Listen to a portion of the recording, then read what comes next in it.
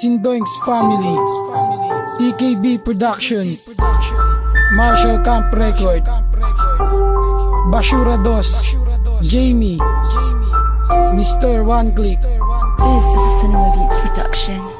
Ako'y sinilang kung saan maraming masasamang tao sa lugar kung saan ay di naikpa ang impyerno at wala kang makikita miski isang mabait. Ang pagiging masama ay kanila nang kinabi sa kanila mga puso o maging sa pisikal. Ang pagiging masama ay ginawang tradisyonal.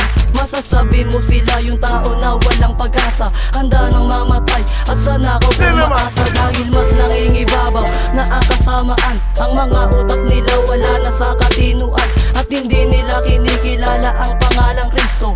Ang sinasamba nila ay kalasing ng piso. Yan ang ugali at gawain akin ang minana. At kapag may pumapa, may pilit na pinapasa na kailangan tanggapin at di mo maiiwasan. Pamana sa bandang huli iyong pagdudusahan. Na hindi mo malaman na ako'y naliligaw.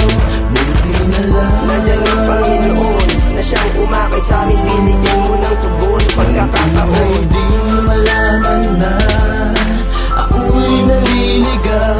Buti na lang Nandiyan ang Panginoon na siyang umakay sa amin. Binigyan mo ng tugon pagkakataon. Nung lumaki ako, sinanay na aking bituka na maging isang halang at mawala na ng konsensya. Dahil ang pamanang natanggap ko ay kakaiba. Kailangan munang manakit para aking magkapera. Hanggang dumating ang araw na ako'y nag-iisa, nakaupo sa isang sulok, nag-aantay ng biktima.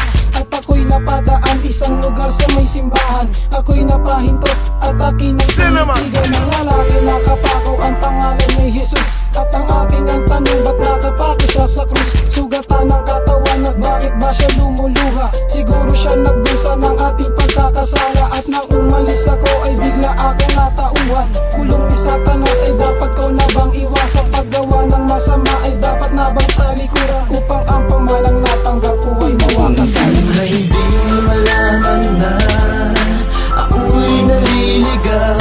Buti na lang Nandiyan ang Panginoon na siyang umakay sa amin. Binigyan mo ng tugon na pagkakataon. hindi mo malaman na ako'y naliligaw.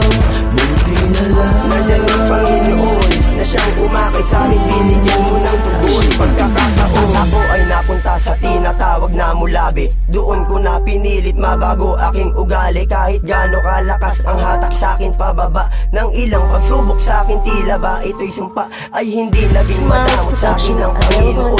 Sinagot niya na lahat ang mga tanong noon at marunong na ako magbasa ng Biblia.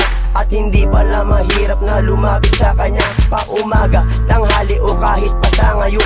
Manalangin lang ng onti, nandyan ng Panginoon. Siya tutulong sa iyo mag-alis sa kadiliman. Hindi niya titignan ang nagawa mong kasalanan. na hindi mo malaman na ako'y naliligaw.